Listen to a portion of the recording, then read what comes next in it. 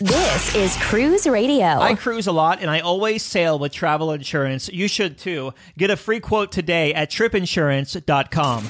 Broadcasting from the tripinsurance.com studios in Jacksonville, Florida. This is Cruise Radio. Hey, how's it going? Thank you so much for checking out this episode of Cruise Radio. Very happy to have you here, my friend. My name is Doug Parker. On this week's show, a review of Disney Wonder out from the West Coast, actually. And staff writer Richard Sims is on deck with Cruise News. Hey, Richard. Hey, Doug Parker. So several cruise lines have canceled scheduled calls into Israel. This isn't terribly surprising given the war that's broken out in that region.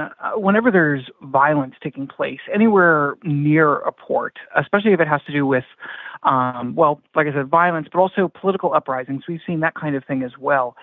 The cruise lines very quickly tend to err on the side of caution by canceling any journeys that were scheduled to go into that area or into that port.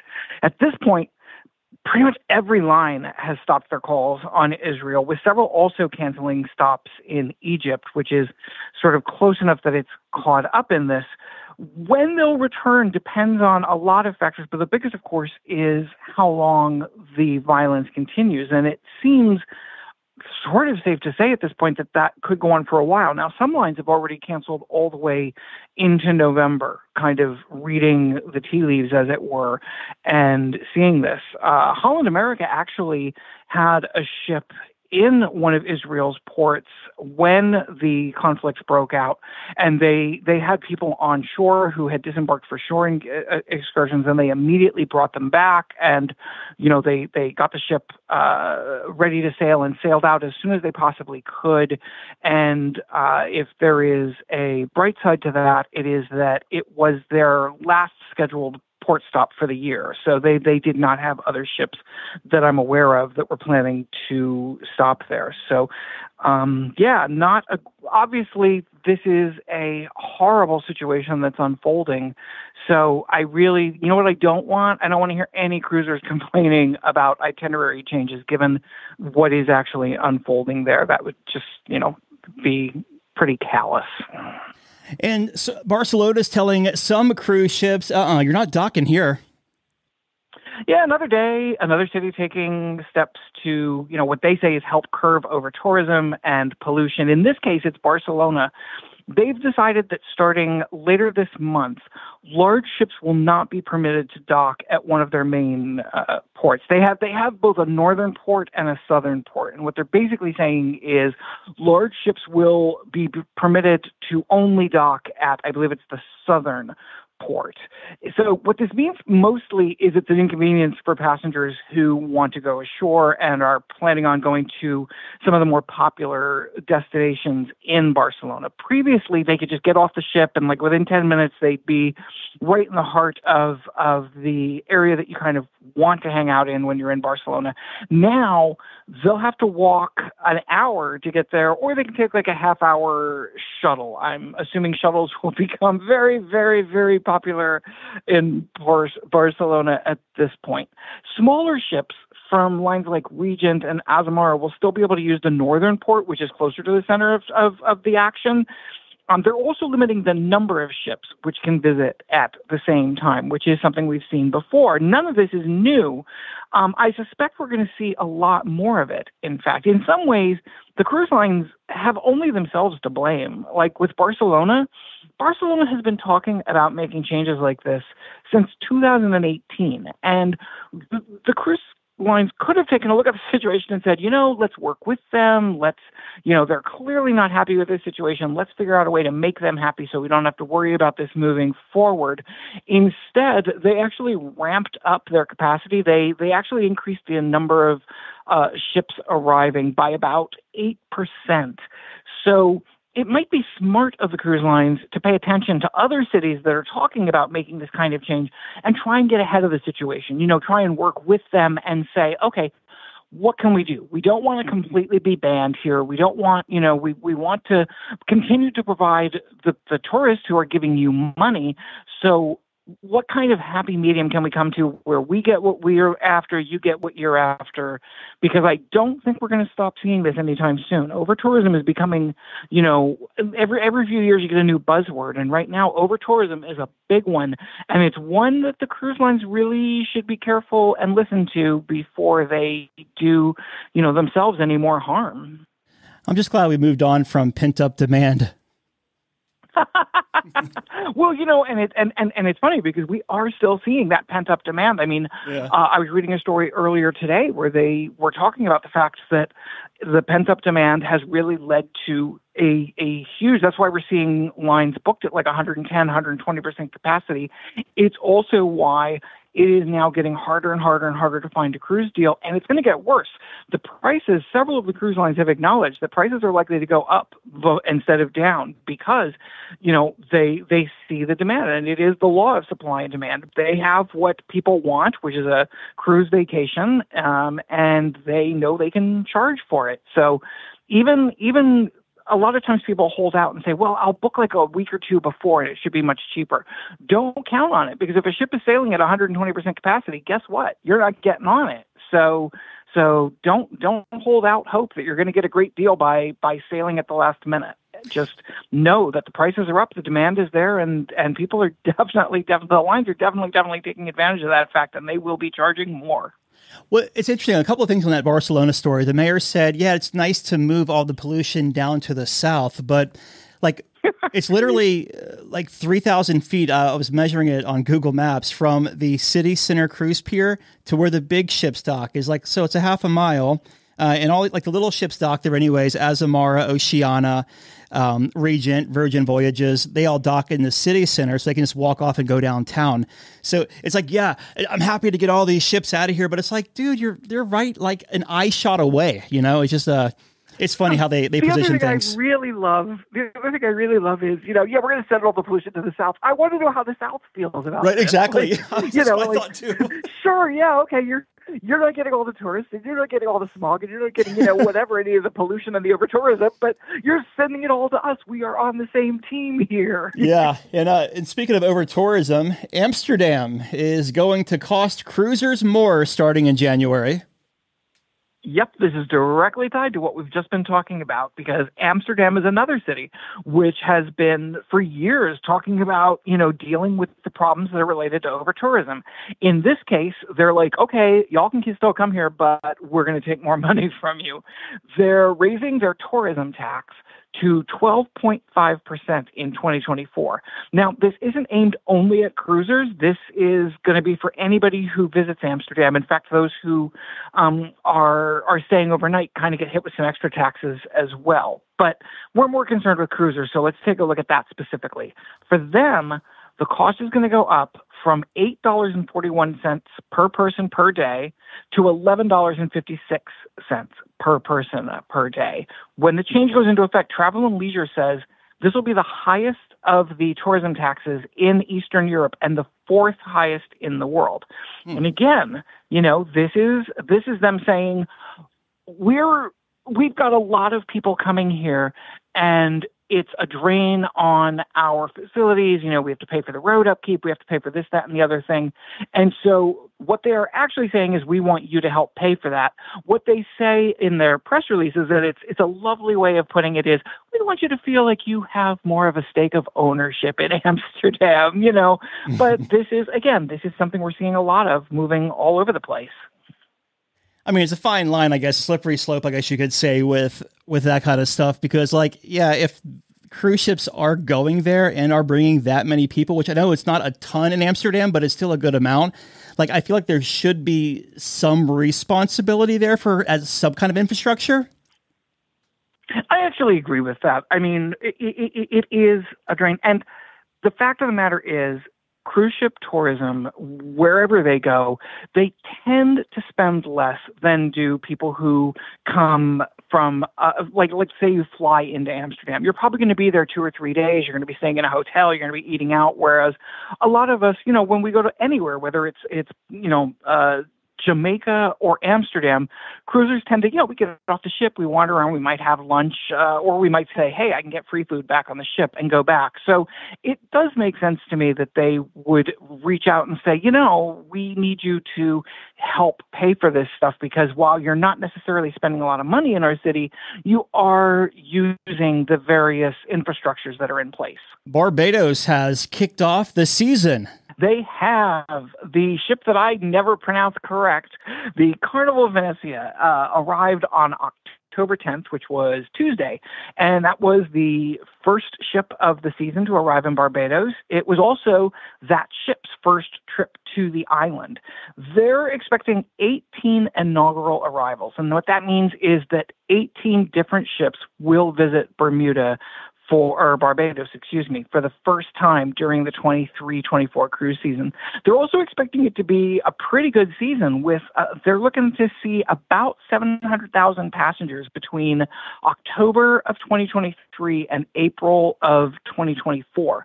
One of the reasons that the number is so big is that they're expecting a lot of what's called home porting activity, meaning that people will either start or end their cruise in Barbados. Sometimes both, if you're doing a round trip thing.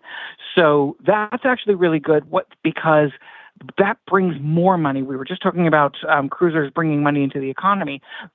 That tends to bring more money in, because if your cruise is leaving from Barbados, if you take our advice, you're going to arrive a day early, to make sure you don't miss the ship. You're going to end up spending money in a hotel. You're going to end up spending money in a restaurant. So the more ships they have that are actually beginning and or ending their voyages there, the more money is coming into the local economy. So I suspect Barbados is going to have a really good season. And this last story here is not going to impact a lot of cruisers, but those who are lucky to sail longer voyages, it will certainly have an impact. Yeah, it definitely will. Royal Caribbean has sent out a letter to their booked guests and travel partners and people like that. And I just want to read a portion of it because it's a little bit amusing to me, even though it involves more money, which is never a good thing. As of today, guests will now have up until 120 days prior to sailing to make their final payment. Now, the way they phrase that is like they're doing you a favor. You now have up to 120 days before sailing, whereas before it was 90 days, which means they're taking your money sooner and putting it in their own account. So, very nice of them to phrase it like they're doing a favor. Additionally, there will be a higher deposit amount required. So not only are you giving them your money earlier, but you have to give them more of your money sooner. So it looks like the deposit is now up to about $450. And this is, again, on cruises that are 15 nights or higher. Now, people who have already booked, their letters said basically, kindly note there will be no change to your booking and payment schedule since you booked prior to these changes. But people making these bookings moving forward, again, on 15-day or longer sailings, will be handing over more of a deposit, and they will have to make their final payment sooner. So make sure you're factoring that in to your long-term planning. I don't know. Do you think, Doug, if you're planning a 15-day voyage, do you think this isn't really a big deal to you? Because you know when you're going to have to pay for this anyway, and it's just you've got enough money to do a 15-day vacation, so you're not that worried about when you have to turn it in. Yeah, I mean, my thought is that, so if you're doing one that long, there's a good chance either you have a lot of holiday time or you are retired. So you're pretty much in the financial position to pay it off sooner than later, right? I guess. I mean, it still leaves a little bit of a bad taste in my mouth. I think when I started cruising, final payments were due like 30 days before your sail date. And then it went to 60, and then it went to 90, and then it went to, now a lot of them are at 90 days or more. I mean, 120 days, that's 6 months if my math is right, which I think it is. That is a long time for them to have your money. Now, one of the reasons they do it, especially with longer cruises, is if you decide to back out, it's a little bit harder for them to find somebody to take your place on a 15-day voyage than it would be on like a 3-day or a 4-day or even a 7-day. 15 days, like you said, it takes a lot more planning. It takes a lot more time. You have to have 2.5, 3 weeks of vacation that you can splurge on. So if suddenly at the 90-day point, let's say 30 people on the ship decide, you know what, I'm going to cancel and get my money back. That's 30 people that they have to find to fill those spots. So, it does make sense to move it back to me. 120 days gives them more time to really latch in and get those people to fill the spots that need filled in. Yeah, also, this just came out, so you probably don't have it there, but did you see where NCL just took on is going to take on a $790 million loan at almost 8% interest? What they're saying about that is the reason they are doing this is they're basically taking out a loan to pay other loans. It's almost like getting a second mortgage. They have a lot of, let's call them bills. They have a lot of bills coming due, so they're taking out this loan that's due further down the line in order to pay off some of the debt that is coming due closer down the line. I was speaking to someone about this earlier, saying they said this isn't really that unusual for big companies, whether it's a hotel or an airline or something like that, especially coming off of what the cruise industry is coming off of as far as, the shutdown during the pandemic. They racked up a lot of bills then, and they made a lot of deals. They would go to people and say, listen, I'm not going to pay you now, but I will pay you more later. And some of those are coming due now because it's been, like 2 years. So they have to go and get the money to cover some of the interest, some of the bills that are coming due. And that's the best way to do it. If you don't have the money, you got to go out and get it somewhere. Oh, actually, last week you said you're going to give us an update on your iPhone 15. How is it?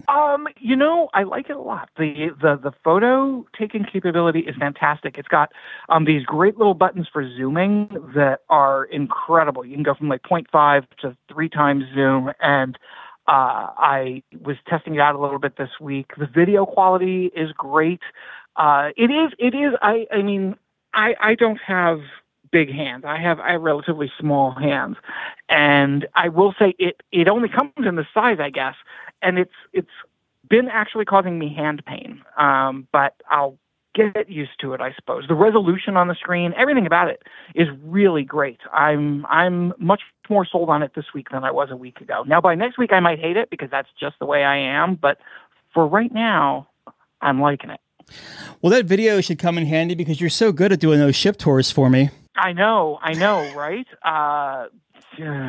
Never going to live that down. Just so you know, you're not getting a ship tour of Escape in 2 weeks. Okay, all right. Staff writer Richard Sims, as always, thank you, buddy. Anytime, Doug. Have a question or a comment for the show? Send an email or voice memo to doug@cruiseradio.net. A big question we get at Cruise Radio is, how do I know if I need trip insurance? Simple answer. If you're getting on a plane, taking a road trip, or getting on a cruise ship, you need to have travel insurance. Hey, it's Doug Parker from my friends at tripinsurance.com. Not only does tripinsurance.com protect your vacation investment, but it also gives you peace of mind in case anything were to go wrong on your trip. How do they do it? They offer 3 different types of trip insurance policies. Good, better, and best. One policy for every vacation budget. But it doesn't just stop there. They're up to 40% lower when you shop around on other comparison sites. Plus, tripinsurance.com offers 24-hour customer support before, during, and after your trip, online claims assistance, and travel alerts to let you know what's going on at your destination. But find out for yourself. Check out tripinsurance.com. You're listening to Cruise Radio, America's trusted voice of the cruise industry. Last fall, Mark and his family took a 7-night Mexican Riviera sailing aboard Disney Wonder. It was one of their Halloween on the high seas voyages. And Mark joins us on the line. How you doing, my friend? I'm good. How are you, Doug? Good, man. Good to talk to you again and hear your voice. So let's take a step back here. You live in Nevada. What made you want to take this 7-nighter out of San Diego on Disney Wonder? So again, last year we did a number of cruises last year. I think you did review with you earlier last year, but we did Royal Caribbean Oasis in 2021. It was kind of our post-pandemic cruise. It was delayed for a couple of years. And then we had a couple great deals on Carnival for the Miracle and the Radiance out of LA. And then so we're looking at it again. It's like, let's see if we can get maybe 4 cruises in a year. It's like, let's see. We've always wanted to do Disney, but, the price point of Disney compared to, especially those deals we've had through the pandemic, just throwing at you, pennies on the dollar cruises. Disney's one of those ones where it's like, do we want to do this? I've got a 7-year-old and I got a 15-year-old. 7-year-old's perfect age for Disney. So we're like, we really like to get it in before she gets too old. So my 15-year-old, it's not really her thing anymore. So and then we had a travel agent we knew contact us. Hey, I've got some great deals on Disney right now out of the West Coast. And if you do a guarantee, you can actually get an ocean deal for a really good price. And so I'm like, hey, they threw the price at me per day. It was actually really good. And I said, let's do it. My kids won't know about it, kept it a surprise, and booked it. Said that would be a great idea for them. So. Now, you live in Nevada and you had to make your way down to San Diego. Are you flying or are you driving that trip? So on this one, again, we're trying to keep it secret for my kids. So we actually ended up flying on the trip. I actually found some incredible deals on airfare. It was under $400 for 3 different flights for 4 people. I mean, it was a steal. It was like $30 each way. So we actually stopped in Vegas before the trip, saw some family, had to keep the secret because they all knew we were going, but my kids, again, didn't know this for 6 months. So we stopped there. My daughter had a concert on the Strip. And then we actually flew the weekend before, the Saturday, it was a Sunday cruise. On Saturday, we flew down to San Diego and stayed overnight and did some stuff in San Diego. So a little kind of pre-trip, a couple different places. But again, it was really just about keeping it secret for my kids and kind of distract them with, hey, we're going to San Diego, do other stuff and the zoo and all this other fun stuff. So that's what we did. Very cool. So you make your way to San Diego. It's time to board Disney Wonder. So I got to ask, though, how did the surprise roll out? It was good. I mean, I think, it was almost anticlimactic. I mean, my kids are, they know me when I plan a trip. I'm kind of neurotic and I do a lot of planning. So I think they had a little hint that something was a little different on this trip because I wasn't planning a lot. I'd ask them what they want to do and they'd go, oh, that sounds good. We'll do that. And then I didn't really commit to anything. But the surprise was good because the day before the princess trip was important. So we walked up there. I don't know if you know San Diego, but there's a really nice kind of Embarcadero where you walk right up to the pier and the strip's right in downtown. It's really kind of cool. And so they were, oh, look, the princess ship. Let's go on that. We'd love to go on Princess and try a cruise out. I'm like, oh, yeah, we'll go on a cruise soon. We'll book something. And the next morning we kind of walked from our hotel, which was about a half mile from the pier. And you couldn't see the ship. We walked around the corner and it was right there. And we said, we're going to keep walking. And walked right in front and said, hey, you know what? What if we just said, let's get on that today? And they, my oldest didn't believe us. And my 7-year-old pretty much screamed. So, it was good, but it took a minute to settle in like we were actually going. So it was fun though. That's awesome. So you make your way to the San Diego cruise pier. How was embarkation there? It was interesting. So again, I don't know if you're familiar with the cruise terminal in San Diego, but it's kind of an old warehouse. Mm-hmm. I know they're remodeling the port and modernizing it, but they're in the middle of kind of renovating, but it's just an old pier. So when you walk up, you're kind of on the street and you can't enter. There's just a gate that says, cruise passengers enter here. And you had a time slot. So when we booked it, we made sure you get midnight, the day we could do it, being first time Disney cruises, where, you're kind of last in the queue to kind of get your boarding, but we ended up getting, I think 10:30, 11 o'clock boarding window. And you get to the pier and it was actually pretty seamless. It looked a little chaotic outside. They were very good at calling, hey, passengers at 10:30, 11 o'clock, you can come on in, show your boarding pass and we'll let you into the terminal. And from that point, it was actually pretty seamless. So you'd walk in the terminal building, you'd go through security right there, quick. There was really no wait. And then go up to the check-in windows. They had probably 30 or 40 of them. It was pretty impressive. Walked right up, checked our boarding documents. This time there was no, this is actually right after Disney dropped their vaccine requirements. So they didn't check for any vaccine documentation, check our passports that we travel with. And next thing we know, we thought we were going to go sit. Kind of what we're used to with Carnival. You check in and you go sit and wait in the lobby for a few minutes. With Disney, it was go down this long hallway and literally was boarding right there. So I think it was by the time we got through the front entrance to gate to the ship, it was about 15 minutes. It was really amazing. It was pretty quick. That's awesome. So you make your way on board the Wonder. What were your first impressions? It was exactly what I expected. It was beautiful. Calling your name was kind of, my family didn't know about that. I warned them, hey, it's going to be a little different than Carnival or, Royal. They're going to actually say our name. So I, gave them the name. They announced it, recorded it. It was kind of cool. It was kind of special. Mickey was right there doing a little dance and waved, and it was kind of neat. And it didn't have that normal chaotic boarding that you get with, especially with Carnival, right? You get on, it's kind of the rush for the door to get in. But it was really nice. They walk in and they kind of guided you to eat. I think at that time you could eat in the dining room right there, which was Triton's, or you go up to the buffet, and I think you'd also go to the Lido, not Lido, the Deck 9, where all the pool eats are, and get burgers. And I think we just went up and had a quick bite to eat because we couldn't go to the rooms until 1:30.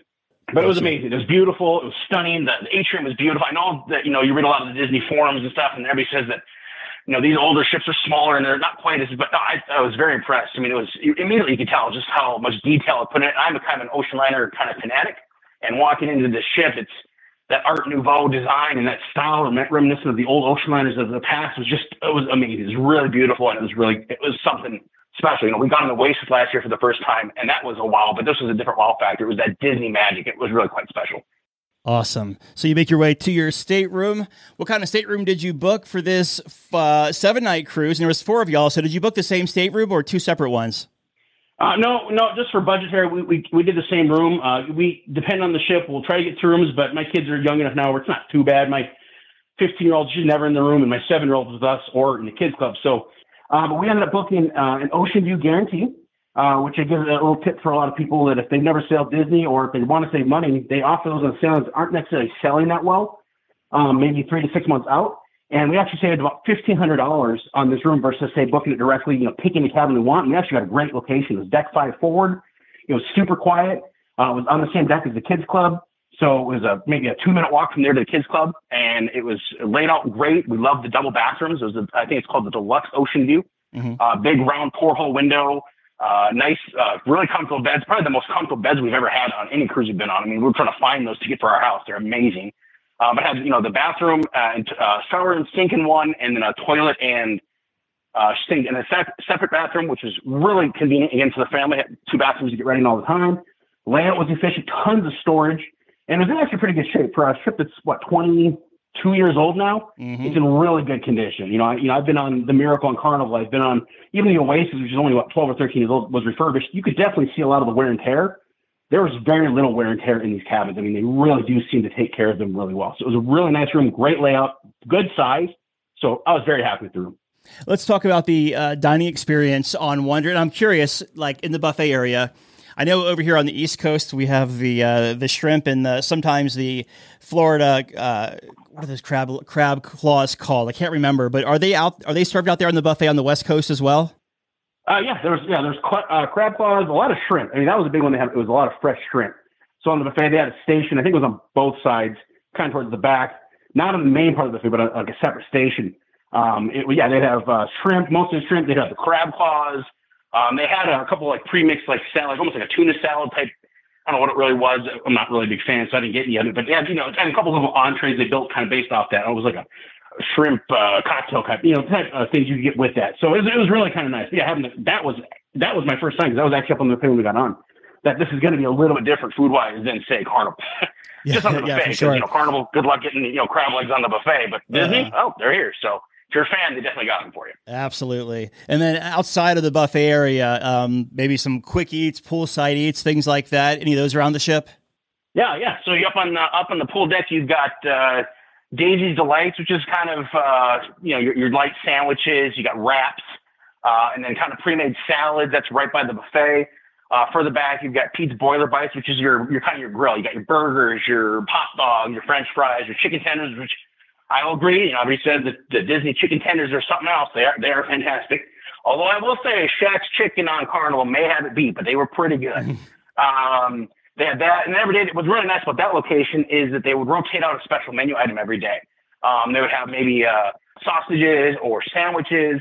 For my wife, they would actually have a lot of vegetarian options. They would have like a veggie dog, so it was actually kind of nice. They'd have a special veggie burger they put out, like a black bean burger is really good. So that was always a nice option to check. They had, you had your Sully's Sips, which is your smoothies and specialized cocktails for kids and, obviously adults.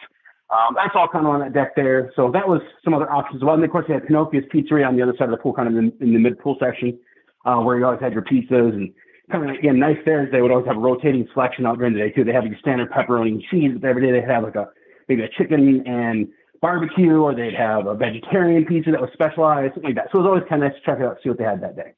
Certainly a lot of dining options on board Wonder, it sounds like. Now, with the main dining room, which is rotational dining, so you're in a different restaurant every night. So that means you're doing two full rotations and then one restaurant, you're getting a third? Is that how that works?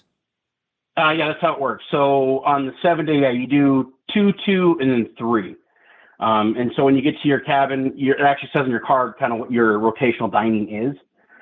So then you can determine, is it Triton's, Animator's Palette, and Tiana's, or is it whatever you want? And then, I think for us, we actually ended up having Animator's Palette 3 nights, which is ideal for us. We were really looking forward to trying that restaurant out. And not a huge fan of Triton's. Just doesn't have any of the special shows in like Tiana's. So they're kind of happy not to have Triton's more than 2 nights. So suggesting if anyone gets it, if they want to have more of the Disney magic experience and they only have maybe Animators 2 nights, or they've only got, Tiana's 1 or 2 nights, see if you can go down to the maitre d' and have them swap it, because I really recommend getting those restaurants more because there's more of a show. Triton's is great, but it just doesn't have the show. So. Yeah. How was the food service and like the quality and everything in these rotational dining rooms? And I guess I want to ask, is it the same menu? Like does it matter what dining room? Does all 3 dining rooms have the same menu each night? I don't believe they do. They serve menu based on the restaurant theme that night, because I know that the only exception, I think, is the pirate night.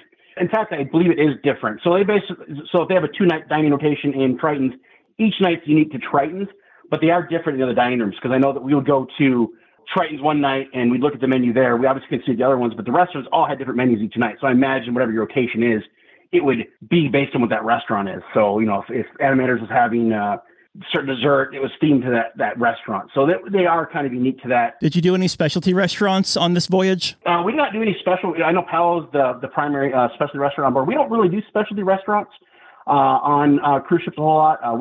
That's not how we eat with my kids. My wife being a vegetarian, we just, we're not really foodies. We're a burger and fry kind of family.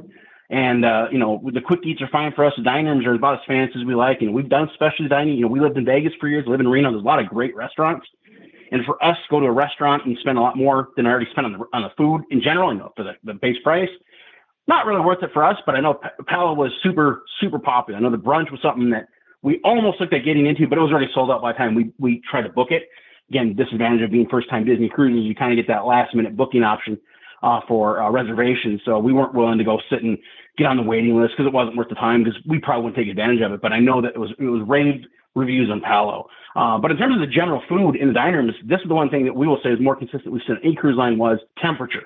Carnival, Royal, one of the things we ran into a lot of was, you get the food looked good, but you bite into it and it was not warm. It was maybe warm or room temperature.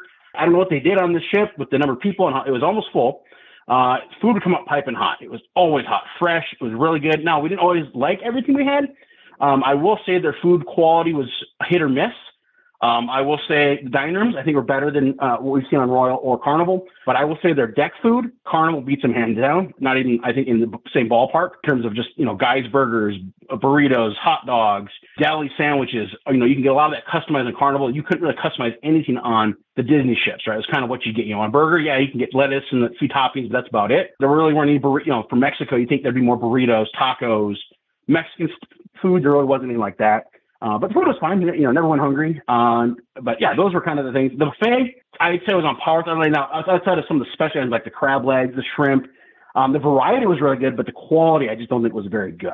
We stopped kind of eating breakfast at the second day there and just kind of would go out to the Lido and the Deck 9 and get quick bite food, because we thought that was more fresh than what was on the buffet. We weren't really big fans of that. But otherwise, overall, food was fairly good. All right. What did y'all think of the entertainment? This is where Disney is hands down. This and kids, right? This is where Disney excels. We're not really big stage show people on Carnival. We just don't, we're not really, we think a lot of that's kind of one step up, High School Musical type stuff on Carnival. Royal, some of the shows weren't great, but, they had the Aqua Theater, which was, set the bar for the, one of the best shows I've ever seen on anything, let alone a ship. But the shows on Disney were special. There were 3 main stage shows. There's the Golden Mickey, there was the Frozen the musical, and then there was the Disney Dreams. The Golden Mickey wasn't my favorite personally. I think if you're a diehard Disney fan and you love the history of Disney and you know all the little nuances and all the real details of the history, you're going to love Golden Mickey. So that's kind of where they focus on the classics, the history, and all that. Frozen, amazing. Now, the thing about that show is if you've got kids and you want to be immersed in the show, you need to get there like 2 hours in advance. We got there an hour and 15 minutes, and we were 2/3 of the way back. And there's a lot of stuff that happens in the front of the stage where you get interacted with, not necessarily the cast, but by the show. But it's an amazing show. It's Disney. I mean, as good as anything in the parks I've ever seen. It's amazing. Music's great. The people performing are great. The props. It felt Disney. It was very magical. And then there was Disney Dreams, which again is more contemporary. It kind of takes a lot of the more contemporary, Disney music, Aladdin, Little Mermaid, and puts them into a show, kind of its unique story. Again, that Disney magic, where there's a lot of interaction from the ceiling and things happen, and the cast is in and out of the audience, and that Disney magic. And those are, my sign of a show that's interesting is if I can get my 7-year-old to stay awake and watch the whole show. That's, and it's, 8 o'clock at night, right? And she's still wide awake by the end of the show. It was a good show. And all the shows she stayed awake and enjoyed it. So that was my bar. So it was definitely a great, so if you love the show, you have shows, Disney shows, that's where it's great. And another thing about Disney that I really liked, I don't know if it's an intentional entertainment, but I like details of Disney. I like the things that Disney does to go above and beyond other cruise lines or other companies. And one of the things I love was walking on the ship and listening to the music on board. And it's so fascinating that they really go out of their way to make that magic wherever you walk. You walk down a passenger hallway, they're playing contemporary Disney songs. You walk in the atrium and it's orchestral Disney. And then you walk up to the Lido and it's all the various songs of Tropical and Party and then, Lilo and Stitch and all that. And it's just really fascinating to listen to that and it was all over the place and they did it intentionally. So it was a way of energy. You could just sit down and listen to music for hours and it was fantastic. And even a nice little detail they did is every port they would pull into, in this case it was just Mexico, but every port they pull into, they would change the theme of the music to Mexico. So it played mariachi music and a lot of flamenco, very Spanish influenced music. It was kind of a neat touch they would put on there. So I enjoyed that part of the aspect. The only thing I thought was a little lacking, and again, I think this is due to the fact that it's the nature of the line and it's family friendly, is after about 9 or 10 p.m., the adult entertainment kind of disappears. Yeah, they've got an adult entertainment section of the ship where kids can't go in after, I think 7 or 8 p.m., and that's, on deck 3, 4. I forget what the name of the section is, but I think it's after hours. And they've got a kind of a karaoke club. They've got kind of the Cadillac Lounge, which is kind of your piano lounge, kind of playing quietly. And then the pub, where it's, a little more active, sports, and things playing like that. We tried to sit down with my wife at about, 9 o'clock, go down to the Cadillac Lounge and just relax and enjoy it. They had piano music playing. Now, with kids all day, out in the sun, that music was lovely. But everybody there was falling asleep because it was quiet. And there really wasn't anywhere to go to hear like the loud rock band. Maybe you want to lighten the dance. There really wasn't anywhere going on. Every night we went down there, we couldn't find any. So if that's what you're looking for at night, Disney may not be the way to go. But if you're looking for a quiet ship to go relax, fantastic. So I think definitely more the family vibe is definitely Disney's thing. How were the sea days as far as crowds and congestion? No problems at all. So we had 3 total sea days. We had 1 there and 2 coming back. No issue at all. I think the ship holds 2,400 or so roughly at full capacity. We were at like 2,350, so we were like 95%. So it was, again, but there's only 2,400 people on there. You're looking at like maybe a Spirit class size ship. There was tons of space. I mean, they've got the full pool. They got the 2 full pools.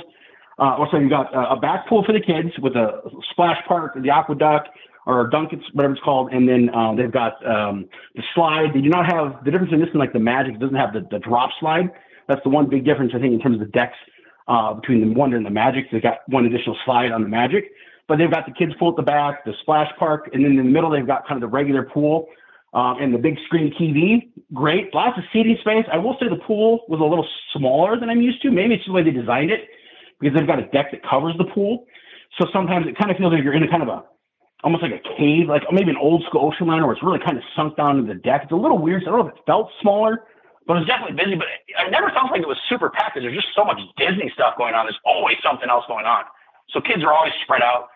We didn't spend a lot of time in the adult cove or the adult area, the forward pool, but that pool is really quite nice. So they've got tons of deck chairs. Again, that little detail of Disney touch. They play, again, more like spa, very quiet, comfortable music up there. Lots of nice chairs and padding. We never had an issue. I'd go up there sometimes, watch the ocean, and take a nap, right? I never had a big problem with deck space. There's an upper deck as well that's got tons of chairs on it, so lots of open space and lots of stuff going on. There's always people spread out. Nice. Yeah. That's, do they call that Satellite Falls as well on that ship? No, it's, I couldn't remember. I think it was just called the Adult Cove. I don't remember. I know that's the name of the coffee shop, but I don't remember the exact, I think it's like Adult Cove. No, there's no waterfall or anything like that. It's just kind of a pool, 2 hot tubs. But it was really quite nice. And I had a big glass front. I think the Concierge Club is at the top of that. Nice big pool, lots of chairs. So definitely enjoyable. All right, let's talk about the ports of call on this 7-night cruise. What we'll do here, like we always do, go ahead and give us the port of call, a highlight, and then just move to the next one. Our first port was Cabo. So as I mentioned, I've done the Mexican Riviera twice in the last year. I was on the Miracle and on the Radiance. In the Miracle, we actually spent 2 days at Cabo. So I didn't, and I've been to Cabo many times on the Riviera cruise. So Cabo for us, nothing too special. It was nice and hot. We actually wanted to enjoy just the Disney experience. We wanted to spend as much time on the ship as we could. And hey, more people want to get off, more power to them. We'll enjoy the ship. So we mostly stayed on board in Cabo. However, going back to how Disney, their service is so amazing. I can't preface that enough. I think the one special, huge thing about Disney is their service is unbelievable. Compared to any cruise we've done a dozen and a half cruises now. No one's even come close to the service levels on Disney. There's a couple of things that happened on there that were just mind-blowing. But one of the things that happened is, it was kind of later in the day in Cabo. I think we were there from 8 to 5, so most of the day. And if you're familiar with Cabo, it's a tender port, and they've always got these tenders running back. Dozens of tenders running back and forth. So about 3 o'clock, I'm like, sun's getting a little bit lower. It's going to get nice color. I want to go grab some photos of the ship. I'm going to take the tender ashore. It's about a 10-minute ride. Just get my land legs and just kind of touch the ground real quick and come right back. Get some photos and come right back to the ship. So I get down to the forward gangway, and they're like, oh no, hold on, this tender is really full. We're gonna, we don't want you to have to wait for this tender to take you back. If you get to the back gangway, we'll go ahead and we'll hold the tender for a couple minutes for you, and we'll get you to shore. I'm like, sure, sounds great. So I actually run to the back, and when I get there, there's actually 2 tenders there. One's got a couple people still getting on it and unloading, but then they guide me to another tender, and I'm the only one on this tender. This thing holds about 250 people on it, and I'm the only one on it, and they're like, go ahead and just take him to shore. Just take him by himself to shore. And that blew my mind. I'm like, I can wait a few minutes. Like, no, we want you to enjoy it and go. So they actually had a whole tender just for myself. And they drove me all the way into shore. And I got to take tons of pictures, walk all around. It was the weirdest thing I've ever experienced. It was amazing. And they said, no, we're happy to do it. So it was really kind of cool. So I took some pictures and got back to the ship. So that's pretty much what our day was in Cabo. And then after Cabo, where'd y'all go? We went to Mazatlan. So again, we were at Mazatlan one time many years ago, but that was when they were having some of the safety concerns in Mazatlan, and so we didn't want to get off then. And then they actually cut Mazatlan for years completely from the cruises and part of the bird flu. So we haven't been back there. So we got back this time. Unfortunately, again, we really wanted to stay on the ship and just enjoy the ship because I live on the West Coast. The Riviera is something we do often, and we'll get back to Mazatlan. But we did get off and just walked, or I took a taxi into town for a few dollars and just walked kind of the waterfront and came back. We weren't there more than maybe 20, 30 minutes. My family has a condo in Mexico. We don't really need a lot of the shopping, so we just go to say we were there. So again, but there are lots of options. I know there's Stone Island, which is some nice beaches and resorts. A lot of people went there. We talked to. We've always thought that was an option, but again, the weather that day wasn't ideal. It was a little bit cloudy and overcast, so we just didn't opt for that. But again, we just got off, land legs, checked out the city, and came back. So nothing too extravagant for us. We were really focused to get on the ship. And then the last one was Puerto Vallarta? Yeah, same thing. Again, we got off, went to the Malecon, went into town. There we actually, my wife has this thing where she likes to check out Sam's Clubs and Walmarts in every foreign town that we ever visit, just to see what they're like. We go to Ensenada, we go to Costco or Sam's Club. We go to Cozumel, we find the store we can go at, and just to say we did. It's like when we travel in the U.S., we go to every IKEA that we can. It's just some weird thing we do. So we went to the Malecon, did some checking there, tried to find some souvenirs for the family. And then we actually took an Uber to the Walmart right there across from the ship and actually went in there and got some Walmart souvenir stuff. Yeah, it's cheesy, but it's something we like to do just because it's fun, just to check out the differerences and then walk back to the ship. So nothing too extravagant there. But again, we love Puerto Vallarta. We've done overnights there before. We've actually stayed at a hotel in town before. We've done the day passes at the water parks. We've done a lot of that in Puerto Vallarta. So again, nothing new for us, but we always love it because it's one of those places that does really truly feel tropical. It's very different than Cabo or even Mazatlan. Cabo is very desert, very, kind of more like where I live, where Puerto Vallarta is definitely tropical. It's got the mountains in the distance with the palm trees and the green mountains, and it's got zip lining, and it's got lots of different options that are available. So that's what we did in Puerto Vallarta. And most importantly, Mark, it's your vacation and you can do whatever the hell you want because it's your money. That's right. So you make your way back to San Diego. How was debark? Debark was fine. Again, super quick. I think, it's actually fairly organized. This is, again, a complaint we had with other lines. Carnival, Royal was kind of like this too, but it was never a free-for-all. And that was one thing that we always try to avoid, is that we're kind of getting tired of, is the free-for-all kind of. It's like everybody and their mother decides that even though they're supposed to be, 30, 40, 50 minutes from now, they decide we're going to go down now anyway. Disney kind of enforced times. They said, do not come down if you are not, the gold Mickey or whatever your card is. So you get a card on your baggage, and it's like, Silver Daisy. And they were really strict in enforcing it. You do not, if you went down there, so they would turn you back and say you can't because your bags aren't here yet. So what's kind of nice about that is you have a fixed place to go eat. So whatever dining room you have on the last night is where you can go in the morning to have breakfast. So if you had, in our case, we had Tiana's. And so we went to Tiana's, and you actually had the same table with the same servers you have for dinner. So they know you, they know what you like. We got there, they had my daughter's food ready to go that she normally likes in terms of pastry. She'd ask her, what do you want? And they had all ready to go for her. I ordered a quick breakfast, and then you go wait. In this case, you find a lounge to wait out. So we waited in the French Quarter, had a coffee, and waited about 45 minutes, and we were off the ship by about 8:45. So it was super convenient and really painless. And there was only people with our badge or the card we had down there in the area getting luggage. So it was really super convenient. Got right through security. They had the facial recognition stuff at the port.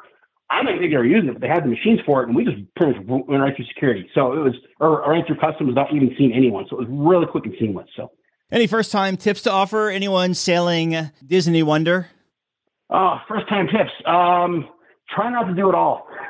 I know Disney can be a once-in-a-lifetime experience for a lot of people, and for us, we're not sure we may go back.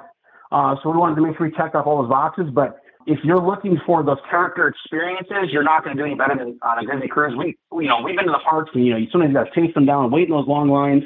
But if you want to get characters, get the autograph book, either bring it or buy one on board, and you're going to get everybody. We had everybody from Mickey, Minnie, Daisy, Donald, Jack. We had everybody. So if you want to do it, go do the things you want to do and knock them out. And don't worry about always getting the first one, because they usually have 2 or 3 events throughout the entire cruise to see these people. So, if Captain Jack was there, he'd be in the morning. He may only be on the Pirate Day, but they'll do like 3 showings. So just find the time that works best. 8 in the morning, maybe a 3 p.m., like a 7 p.m. So you don't have to rush the first one. So kind of time it. But yeah, knock out as many as you can, because next time you go to the park, you may not have to do any of those because you got all the signatures. So it's kind of, and other than that, again, just pace yourself.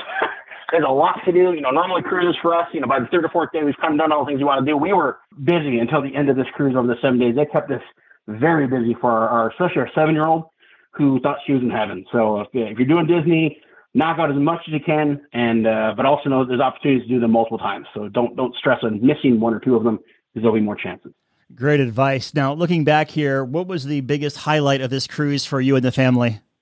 So our biggest highlight actually was service. I can't tell you how often, the Disney magic is definitely on board ships. I know there's a lot of complaints about the parks being too expensive or, too crowded, and maybe it's missing some of that magic, especially since COVID. But I can say for certainty that the ships have service. So for example, like within 30 minutes of us getting on board the ship and we were finished eating our food, we were trying to find where our room was at, Belle walks around the corner, right? The character Belle walks up, she's in her kind of her everyday outfit, and she just starts interacting with my daughter. Just starts talking to her just in the hallway. And like, are you going somewhere? No, she's walking the ship, talking to people. Or you'd run into random characters throughout the ship, and they would just make you feel like you're something extra special on board. So that was something that was amazing, like the tender experience, where they held a tender for me just to go to port to the shore. That was not an experience I had in Carnival. In fact, we were on the Radiance back in March, and we waited an hour and a half for the tender to leave because they were waiting for it to fill up. I mean, that was the difference in the service we had on 2 ships. Where here, they gave me an entire tender to myself to go to shore and enjoy myself. It was amazing. And the last thing that happened is there was actually our server in you have the same servers all week. They rotate with you. And my daughter, we gave her little gifts to give out in the dining room when we were having dinner, just like little booklets, stickers. And she'd walk around to different kids and give them those stickers. And our assistant waiter, she seemed blown away by that. And so much so that she actually went and bought her a dress in Bibbidi Bobbidi Boutique and brought it to her at dinner. Wow. And it was, in a blew her away. It was the Tiana dress, ready for Tiana's night when we were there for Tiana. So we couldn't say enough about it, and we raved and ranted about her to customer, and just took care of her. It was amazing. We never had any experience like that. And, we maintain contact with her to this day. So it was amazing. And in closing here, Mark, your final thoughts of Disney Wonder. If you can do it and you want to do Disney, absolutely do it. Any of the ships are great. I know some people worry that the older ships, the Wonder and the Magic, are going on 23 years, 24 years. But they don't look it. They look brand new. They take care of these ships immaculately. The layout's great. And frankly, if you don't want the crowds of, say, the Dream or the Dream, the Fantasy, or even the Wish, the Wonder and the Magic are amazing. The Wonder in particular was an absolute game changer in terms of service and just the quality of the cruise, to the point where we didn't think we would potentially do another Disney cruise before we did one, but now we're definitely considering it again if the right, opportunity presents itself. But the Wonder was amazing. It's a beautiful ship. No hesitation to take that cruise again. We've been talking with Mark about his 7-night Mexican Riviera cruise aboard Disney Wonder. Mark, I didn't ask you about Halloween on the high seas. What exactly was incorporated with that before we hop here? The Halloween on the high seas included a number of additional enhancements to the cruise. I wouldn't say they went overboard, like kind of in your face Halloween, but they had some additional decor. Like they had the big Halloween tree in the lobby, kind of a 2-story tree with pumpkins, and they would have a big show to kind of light the tree, and it was lit up all week. You know, they had decorations kind of like Christmas, but, you know, with Halloween, you know, pumpkins in the windows and, you know, wreaths and garland on the railings. The biggest thing was they would have character interactions. Like you had Sanderson sisters would be there. You'd have Jack and Sally. So if you're a big Nightmare Before Christmas fan, you definitely get that opportunity to see them. Because I know when we went to Disneyland to get them, it was really hard to catch them when they're at the park, but there they had multiple times to go see them. So it was really kind of neat. My oldest is a huge fan of that, so it's fun to get that. And they'd have Halloween stuff playing on the music more often. They would have, and on the big screen, they had also some Halloween themed Disney programming on there as well up on the funnel vision. So those are the big things. And of course, they had the obvious usual things like they had the Pirate Night, and then that was great. You know, with the fireworks, and then the usual deck shows. And then they also had a special deck show on the main deck. I forget what it was called, but it was basically a Disney themed party with all the costumes, and all the kids got to dress up, and it was really fun to see. Very good. Mark, thank you so much for sharing this review, my friend. It's always good talking to you. Thank you. All right, Dougie, let's see what we got for you, buddy. Cruise Radio is produced at the tripinsurance.com studios in Jacksonville, Florida. Get cruise news, ship reviews, and money-saving tips every Thursday on Cruise Radio. If you've enjoyed this episode, please subscribe to the show.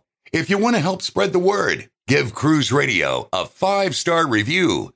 Find Cruise Radio where you listen to your favorite podcast or online at cruiseradio.net. I'm your announcer,